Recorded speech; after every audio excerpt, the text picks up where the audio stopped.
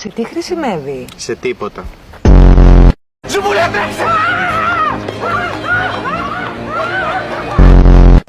Δεν μοιάζω πάρα πολύ με τον Δημήτρη Παπαμιχαήλ στο ξύλο βγήκε από τον παράδεισο?